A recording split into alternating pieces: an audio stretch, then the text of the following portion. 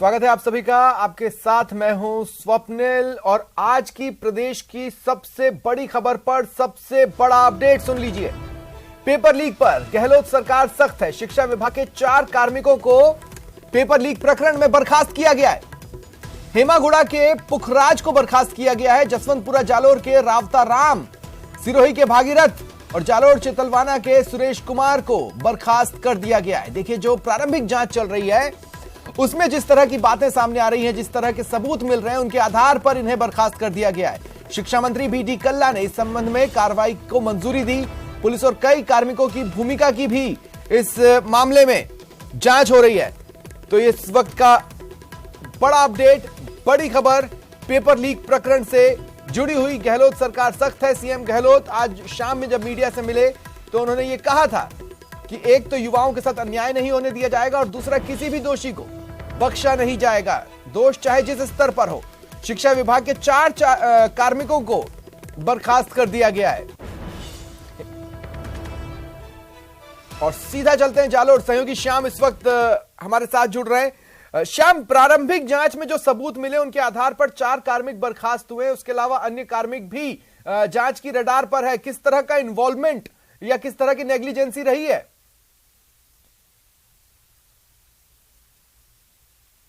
निश्चित तौर से स्वप्निल, पूरी घटनाक्रम को लेकर मुख्यमंत्री अशोक गहलोत ने संवेदनशीलता दिखाई है और तत्काल प्रभाव से जो 3 टीचर्स व एक एलडीसी को निलंबित कर दिया। और पूरी घटना को लेकर शिक्षा मंत्री बी.डी. कल्ला ने भी सहमति जारी कर दी है, जिसके अंदर जो मास्टरमाइंड है सुरेश कुमार बिश्नोई, जो सांचौर के क्षेत्र का रहने वाला है, उसे निलंबित किया गया। साथ ही साथ जो एलडीसी है उसको निलंबित किया गया। रावता राम है, पुखराज है, भागीरथ सहित यानी कि 4 कर्मचारियों पर बड़ी गाज गिरी है। सरकार ने तत्काल प्रभाव से यानी कि 12 घंटे के अंदर एक्शन लिया है। और मुख्यमंत्री अशोक गहलोत ने जिस तरीके से संवेदनशीलता दिखाई है उसी का ही प्रभाव है कि पूरी घटनाक्रम में जो इन्वॉल्वमेंट लोग थे उनके खिलाफ कार्रवाई को लेकर सरकार तत्पर है। और ऐसे में जिस तरीके से सामने आई जानकारी के अनुसार 4 लोगों पर कार्रवाई हुई। इसके साथ में पुलिस इन्वेस्टिगेशन के अंदर जो लोग शामिल हो गए उनके खिलाफ सरकार की ओर से कार्रवाई करने को लेकर दिशा निर्देश भी जारी कर दी गई है। वहीं यहाँ के शिक्षा विभाग से भी एक रिपोर्ट मांगी गई है। उसमें यह मांग की गई है कि कौन ऐसे लोग हैं जो इस तरीके की भर्ती परीक्षाओं में सम्मिलित पाए जाते हैं और पूर्व की भर्ती परीक्षाओं में किस तरीके का क्या रिकॉर्ड है यह भी देखी जा रही थी। वहीं पुलिस की अलग अलग टीमें हैं वो भी दबिश देकर के इस तरीके के जो इन्वॉल्वमेंट थे शिक्षा विभाग से जुड़े हुए या फिर सरकारी कर्मचारी, उनके खिलाफ नकेल कसने को लेकर विशेष रूप से टीमों का गठन कर दिया गया। लेकिन स्वप्निल, बड़ा एक्शन है राजस्थान सरकार का कि मुख्यमंत्री अशोक गहलोत ने संवेदनशीलता दिखाते हुए पूरी घटना। शुक्रिया श्याम तमाम जानकारी के लिए। और इधर सीएम खुद भी एक्शन में है। सीएम अशोक गहलोत ने शिक्षा मंत्री बी.डी. कल्ला से पेपर लीक के संबंध में फोन पर बातचीत की। साथ ही आरपीएससी के जो चेयरमैन हैं संजय श्रोत्रिय, उनसे भी फोन पर इस संबंध में सीएम ने बातचीत की है। और सीएम ने साफ शब्दों में ये कहा है, ये निर्देश दिए हैं कि किसी भी तरह की किसी भी स्तर पर कोई कोताही न बरते। और डीजीपी को भी इसी तरह के निर्देश दिए गए। आरोपी किसी सूरत में बख्शा नहीं जाना चाहिए। ज्यादा जानकारी के लिए बात करेंगे सहयोगी लवली वधवा से। लवली, देखिए, इस तरह के मामले जितने सामने आएंगे उतना ही अपने आप को इससे दूर रखने के लिए ज्यादा बड़ी कवायदें करनी होंगी। तड़ातड़ एक्शन हो रहा है। देखिए, बिल्कुल सीएम गहलोत इस पूरे मसले को लेकर के बेहद गंभीर है। उन्होंने आज मीडिया से बातचीत में भी इस बात को साफ किया कि कोई भी आरोपी बख्शा नहीं जाएगा। और साथ साथ में उन्होंने तीनों अधिकारियों से बात करके जो जिम्मेदार लोग हैं उनको इस बात के लिए ताकीद किया है, पाबंद किया है कि इस पूरे मसले में किसी भी तरह की कोई लापरवाही नहीं बरती जाए। अगर कोई बरतता है तो उसके खिलाफ कार्रवाई के लिए खुद सीएम पूरी तरह से तैयार है। तो यानी ये स्पष्ट है कि मुख्यमंत्री अशोक गहलोत जो हैं वो इस पूरे मामले पर कोई कोताही नहीं बरतना चाहते हैं। पूरी सरकार चाहती है कि पूरे पारदर्शी सिस्टम के साथ में कामकाज हो, मगर सिस्टम में जो कोलैप्स करने वाले लोग हैं, सिस्टम को जो लीकेज करने वाले लोग हैं, उनके खिलाफ किस तरह से कार्रवाई की जाए उसको लेकर के सरकार अब पूरी तरह से आर पार के मूड में है। सरकार ने बिल्कुल साफ किया है कि किसी भी तरह का कोई भी पेपर माफिया हो उसे बख्शा किसी भी सूरत में नहीं जाएगा। यह बहुत बड़ा मैसेज है, किसी राजस्थान के मुखिया की तरफ से मैसेज आया है। आमतौर पर आपने कई पेपर लीक के मसले सुने होंगे कई राज्यों के, लेकिन पहली बार राजस्थान के मुख्यमंत्री ने पूरी तौर पर खुल करके कहा है कि पेपर लीक तो कई राज्यों में होते हैं, लेकिन राजस्थान ऐसा पहला राज्य है जहां पर पेपर लीक के मामले में पूरी और पुख्ता कार्रवाई करने के साथ साथ में आरोपियों को हिरासत में लेने का काम जो है वो सरकार ने किया है। मुख्यमंत्री ने न केवल शिक्षा मंत्री बीटी कल्ला से बल्कि जो आरपीएससी के चेयरमैन है उनको, डीजीपी को, तमाम लोगों से बातचीत करके उनका फीडबैक जाना है, उनसे पूरी घटना की जानकारी ली है और उनके पास में जो पत्रकारों के जो सवाल थे उन सवालों को भी उन्होंने उन पर दागा है और उनके जवाब उनसे लिए हैं जिम्मेदार लोगों से, और कहा है कि प्रेस मीडिया नहीं बल्कि आम आदमी भी ये सवाल ट्विटर पर, सोशल मीडिया पर पूछ रहा है सरकार से कि आखिरकार सरकार का क्या दोष है। चलिए, शुक्रिया लवली तमाम जानकारी के लिए। और इधर पेपर लीक मामले में बड़ा अपडेट, पुलिस मुख्यालय ने एक बड़ा फैसला लिया है। नकल गिरोह के खिलाफ सख्त कार्रवाई होगी। डीजीपी उमेश मिश्रा ने निर्देश दिए हैं कि नकल गैंग में जो बदमाश शामिल है उनकी संपत्ति जब्त की जाए, इसकी संभावनाएं तलाशी जाएंगी। राष्ट्रीय सुरक्षा कानून के तहत भी कार्रवाई करने पर पीएचक्यू विचार कर रहा है। पासा कानून में संशोधन कर संपत्ति जब्त करने पर भी विचार किया जा रहा है। पासा कानून में 1 वर्ष तक हिरासत में भी रखा जा सकेगा। ज्यादा जानकारी के लिए बात करेंगे सहयोगी विष्णु से। विष्णु, क्या जानकारी है? देखिए, आज राजस्थान पुलिस मुख्यालय के जो डीजीपी हैं उमेश मिश्रा ने एक सख्त फैसला लिया है और अब जो भी नकल गिरोह में शामिल होने वाले लोग होंगे उनकी संपत्ति को जब्त करने का फैसला जो है पुलिस मुख्यालय ने लिया है। वहीं पर यह भी बताया जा रहा है कि इस संबंध में विचार जो है वो शुरू कर दिया है, एक प्रस्ताव जो है वो बनाया गया है और उसमें इसके अलावा संपत्ति को जब्त करने की कार्रवाई के अलावा वो जो लोग नकल गिरोह में शामिल होने वाले होते हैं, जो प्रोफेशनल लोग होते हैं, उनके आपराधिक रिकॉर्ड को खंगाला जा रहा है, उनकी कुंडली को खंगाला जा रहा है, ताकि संपत्ति की जब्त करने के अलावा राष्ट्रीय सुरक्षा कानून के तहत उनके ऊपर कार्रवाई करने के जो विचार है वो भी अब पुलिस मुख्यालय ने शुरू कर दिया है। इसके लिए बदमाशी कुंडली खंगाली जा रही है। जी शुक्रिया तमाम जानकारी के लिए।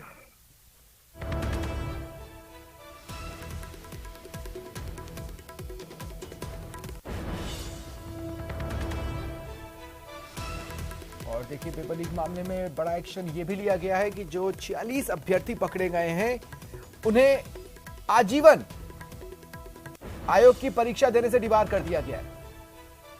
ये आरपीएससी ने बड़ा कदम उठाया है। सभी 46 अभ्यर्थी डिबार हो गए हैं, यानी आजीवन वो आयोग की परीक्षा नहीं दे सकते, कभी नहीं दे पाएंगे आयोग की परीक्षा।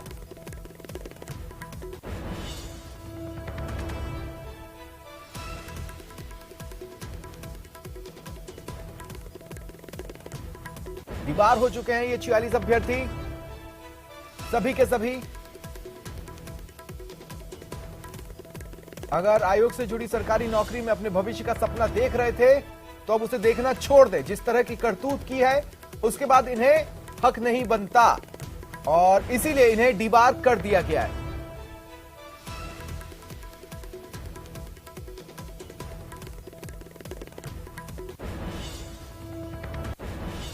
और जालोर से बड़ी खबर सुनिए। पेपर लीक मामले में पुलिस की स्पेशल टीमें जगह जगह दबिश दे रही है। कई जगहों पर दबिश दी गई है। सांचौर क्षेत्र की वो कई जगहें हैं जहां पर स्पेशल टीमें पहुंची और दबिश दी।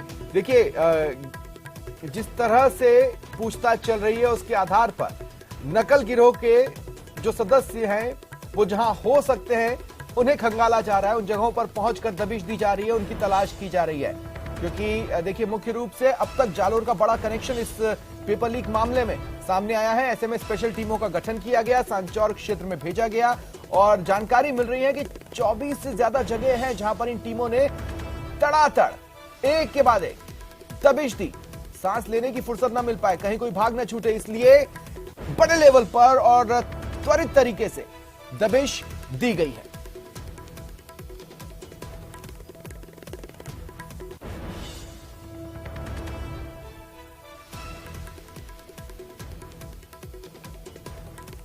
और इधर पेपर आउट होने के बाद राष्ट्रीय लोकतांत्रिक पार्टी के सांसद हनुमान बेनीवाल ने बड़ी मांग करते हुए सीबीआई से जांच की मांग की है।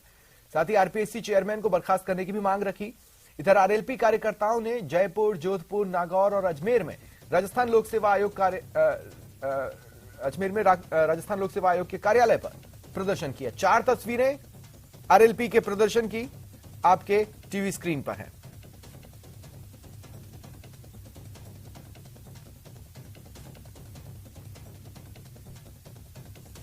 और अब सुनिए क्या कुछ कहा नागौर सांसद हनुमान बेनीवाल ने।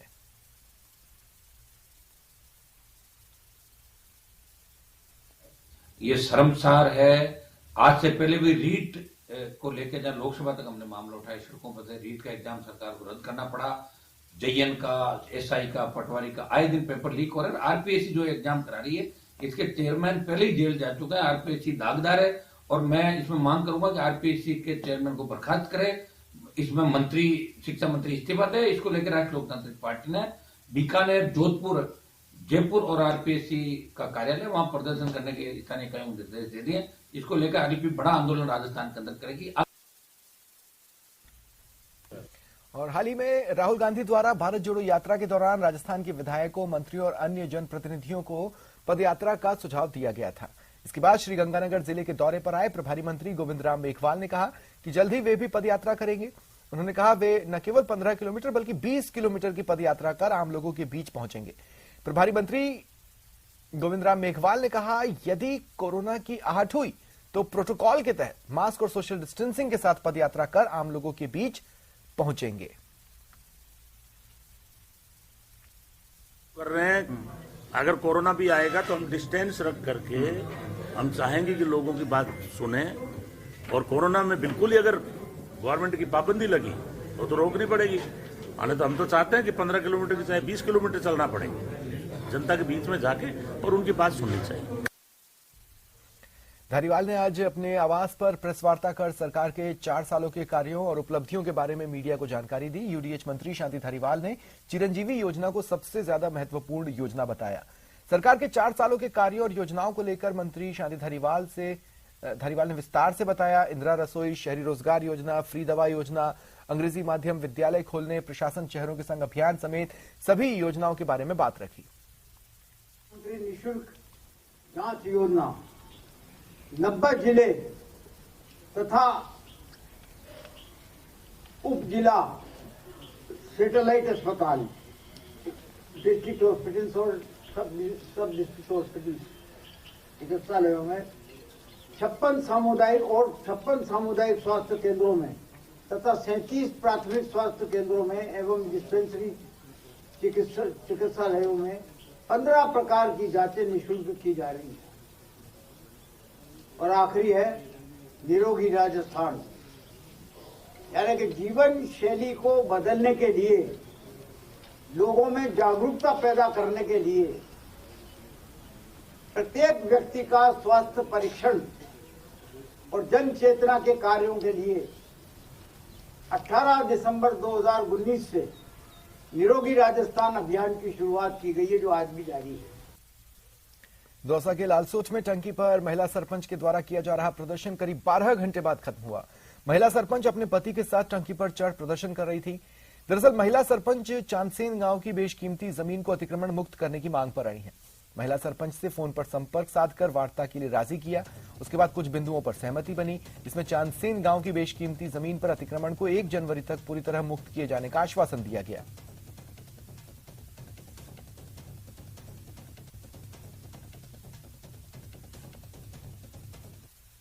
पूरे दफ्तरों में, पूरे ऑफिसों में, सब जगह गई है और सरपंच की कहीं भी सुनवाई नहीं हुई। जब जाके सरपंच ने ये कदम उठाया है, सरपंच की ग्राम पंचायत में जो आबादी भूमि है उस पर अवैध कब्जा किया जा रहा है और भूमाफिया और सरकार की सह से किया जा रहा है। कोई सुनने वाला नहीं है। इन्होंने जो दायर किया था वो भी खारिज कर दिया गया। इसके बाद में जब किसी ने नहीं सुना, जब जाके इन्होंने ये कदम उठाया है। आरपीएससी की वरिष्ठ अध्यापक परीक्षा में आज ग्रुप सी का जीके का पेपर निरस्त होने के बाद दूसरी पाली का पेपर देकर एग्जाम सेंटर से बाहर निकले अभ्यर्थियों के चेहरे पर निराशा और मायूसी साफ दिखी। लगातार पेपर लीक और निरस्त होने की घटनाओं से आहत अभ्यर्थी सख्त कानून और सजा की मांग करते दिखे। अभ्यर्थियों का कहना है, ऐसे मामलों में बड़ी मछलियों पर कार्रवाई नहीं होने से इनके हौसले और बुलंद होते जा रहे हैं।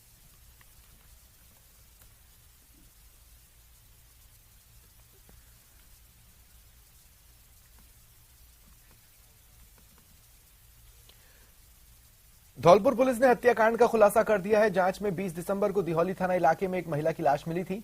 उसकी पहचान हुई।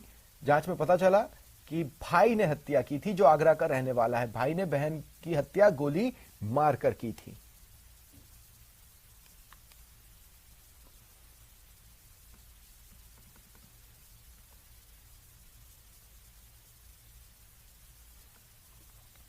भरतपुर के मेवात इलाके में साइबर ठग वेबसाइट्स पर फर्जी विज्ञापन डाल लोगों को ठग रहे हैं। खुद को आर्मी का अधिकारी बताकर लोगों को अपने ठगी के जाल में फंसाते हैं। छोटी छोटी झोपड़ियों में बैठकर काम करने वाले ये ठग हिंदुस्तान के बड़े बड़े राजनेताओं और अधिकारियों को भी फंसा चुके हैं, फिर उनको ब्लैकमेल कर ठगी करते हैं। हाल ही में पुलिस ने मेवात के साइबर ठगों पर नकेल कसने के लिए अभियान चलाया और 58,000 से अधिक सिम कार्ड और करीब 69,000 मोबाइल फोन बंद कराए। साइबर तकनीकी यूनिट के तहत जानकारी प्राप्त हुई कि ओडिशा, पश्चिम बंगाल, छत्तीसगढ़ समेत अन्य राज्यों के मोबाइल सिम मेवात के इलाके में एक्टिवेट है और उनके द्वारा लगातार ठगी की जा रही है। पूरे मामले में 3 दर्जन से अधिक मामले दर्ज हुए, 50 लोग गिरफ्तार हुए।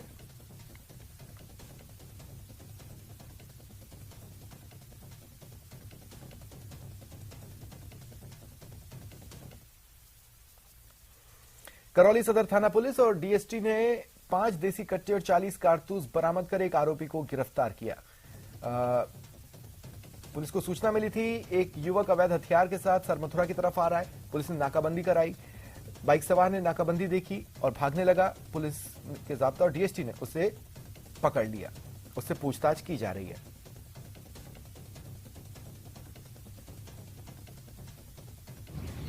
डीएसटी टीम और सदर थाना अधिकारी द्वारा उसको कब्जे में लेके उससे जामा तलाशी ली। उसके कब्जे से 5 अवैध देशी कट्टा में 40 कारतूस बरामद किए। वो कट्टे और कारतूस जो उसके पास में अवैध थे उस कहाँ से लाने के बारे में कड़ाई से पूछताछ की तो उसने अंकित नाम का एक व्यक्ति है उससे तो कट्टे और मुर्रा देवंदर उससे कारतूस खरीदना बताया है, जिसके बारे में भी हमने स्पेशल टीम भेज के उनके बारे में उनको दस्तयाब करने के प्रयास कर रहे हैं।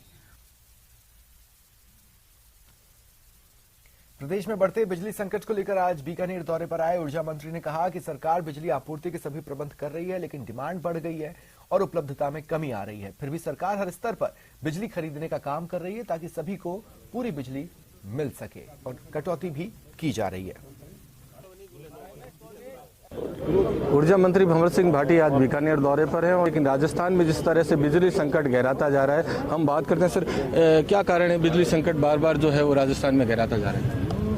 देखिए, राजस्थान में बिजली की हमारे पास जितनी उपलब्धता है उसके मुकाबले पिछले 2 सालों में डिमांड जो है 20 से 25% बढ़ गई है।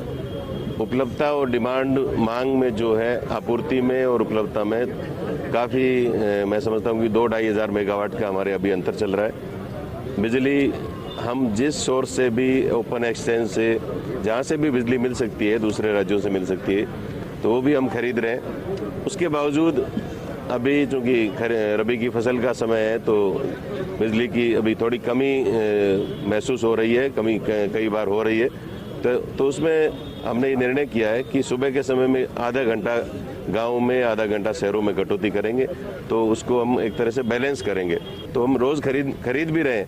जिस दिन हमें पूरी मिल जाएगी उस दिन हम कटौती नहीं करेंगे। जिस दिन हमें बिजली नहीं मिल पाती है तो उस दिन इंडस्ट्रीज में भी शाम के समय कटौती करना हमारी मजबूरी है। क्योंकि कटौती की बात हो रही है, उससे कहीं ज़्यादा कटौती जो हो रही है और लोग भी परेशान हैं। देखिए, इंडस्ट्रीज की जो यूनियन है, एसोसिएशन के लोग हैं, उनसे भी हमारे एमडी और हमारे वरिष्ठ अधिकारी लगातार संपर्क में है और उनको भी ये समझना चाहिए कि जितनी बिजली की उपलब्धता है उसी को दिया जा सकता है। बिजली हमारे पास कम है तो हमारा जो यूटिलाइजेशन है, बिजली का जो उपभोग है, वो हमें।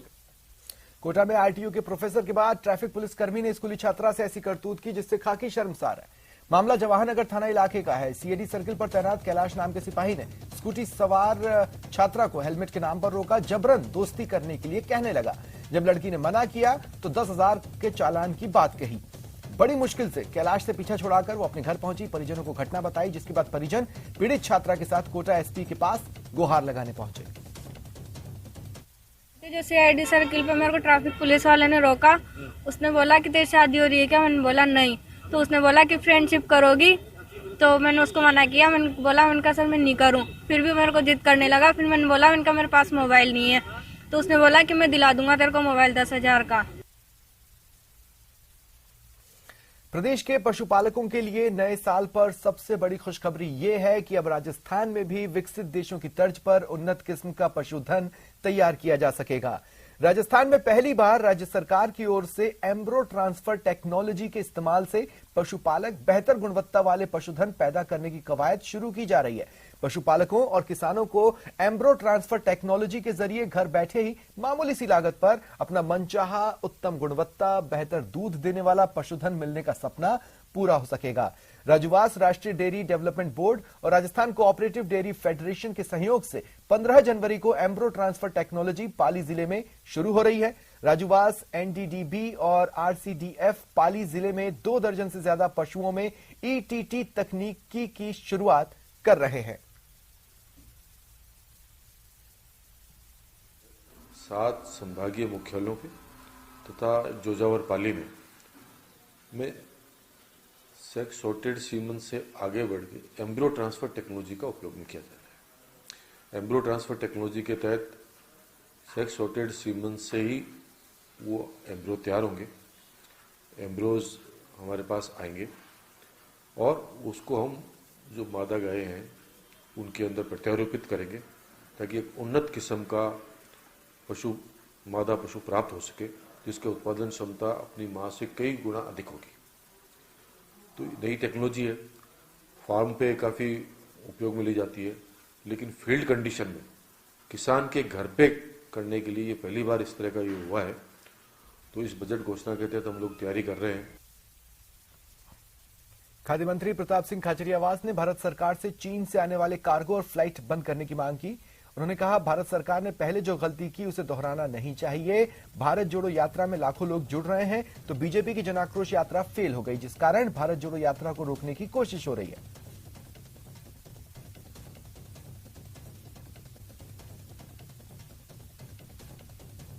तो कोरोना आए नहीं, क्यों बुला रही है बीजेपी कोरोना? बीजेपी क्यों डर रही है? राहुल गांधी की यात्रा चल रही है, खुद प्रधानमंत्री सभाएं कर रहे हैं त्रिपुरा में, बड़े बड़े चुनाव हो रहे हैं, जन आक्रोश यात्रा चल रही है, जन आक्रोश सभा चल रही है। उनको कोई मना नहीं कर रहा। राहुल गांधी जी की यात्रा दिख रही है। अब राहुल गांधी जी की यात्रा रुकने वाली नहीं है, ये उसी दिन रुकेगी जैसे उन्होंने जो मुद्दे उठाए महंगाई, गरीबी, बेरोजगारी के, उन पर बीजेपी जवाब देकर देश की जनता को राहत देगी, तभी रुकेगी। नागौर जिला पुलिस के एक कांस्टेबल की सतर्कता से नागौर में होने वाली गैंगवॉर की बड़ी वारदात टली। नागौर कोर्ट के बाहर 19 सितंबर को हुए गैंगस्टर संदीप शेट्टी हत्याकांड का बदला लेने बड़ी गैंगवॉर की साजिश रची गई। मामले में नागौर पुलिस ने 2 आरोपी गिरफ्तार किए, कुछ की तलाश की जा रही है। बता दें, गैंगवॉर में संदीप शेट्टी की हत्या करने वाले गैंगस्टर दीप्ति यादव और उसके साथियों को ठिकाने लगाना था। जब नागौर के जेएलएन अस्पताल में गैंगस्टर दीप्ति यादव और उसके साथियों को मेडिकल कराने लाया गया, तब चौकी में कार्यरत कांस्टेबल लहरी राम को 2 युवकों की गतिविधियां संदिग्ध लगी। कांस्टेबल ने दोनों से पूछताछ की। पूछताछ से दोनों घबरा गए और भागने लगे, जिसके बाद कांस्टेबल ने वहां मौजूद लोगों की मदद से उन्हें दबोच लिया।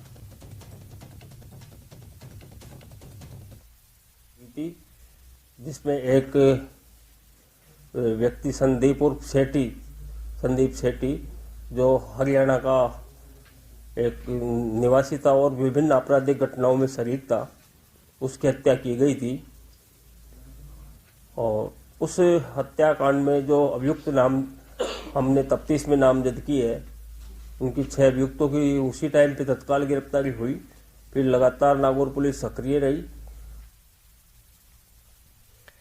चलिए बढ़ेंगे आगे। राजस्थान क्रिकेट संघ में फिर से वैभव राज लौट आया है। आरसीए के इतिहास में पहली बार निर्विरोध चुनाव संपन्न हुए। मुख्य चुनाव अधिकारी सुनील अरोड़ा ने आरसीए अध्यक्ष पद पर वैभव गहलोत और अन्य पदों पर अन्य पदाधिकारियों को निर्विरोध निर्वाचित किया। राजेंद्र नांदुगुट के सभी पदों पर से नामांकन वापस लेने के बाद निर्विरोध निर्वाचन हुआ। अध्यक्ष वैभव गहलोत ने नांदुगुट को धन्यवाद दिया।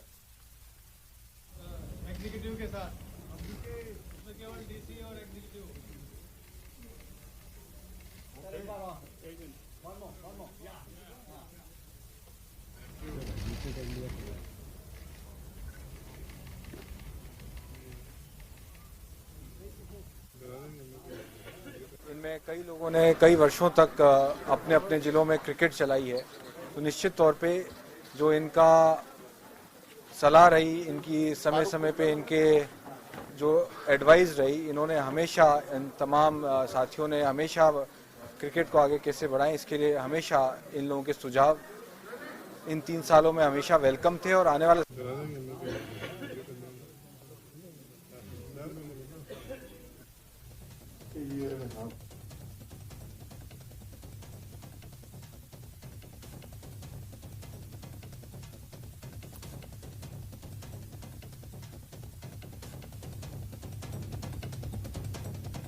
और इधर वैभव गहलोत ने एक ट्वीट किया जिसमें उन्होंने अपने माता पिता के साथ फोटो शेयर कर लिखा कि राजस्थान क्रिकेट एसोसिएशन का लगातार दूसरी बार अध्यक्ष बनने पर माताजी पिताजी का आशीर्वाद लिया।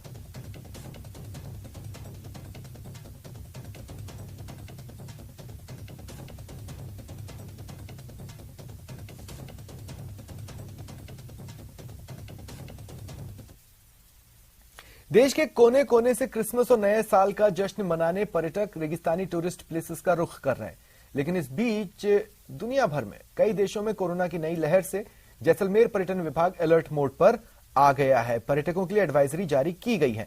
सुनहरे सोनार दुर्ग से लेकर सम के मखमली धोरों तक जश्न होगा, लेकिन सैर सपाटे और जश्न के साथ कोरोना से सावधानी भी जरूरी है।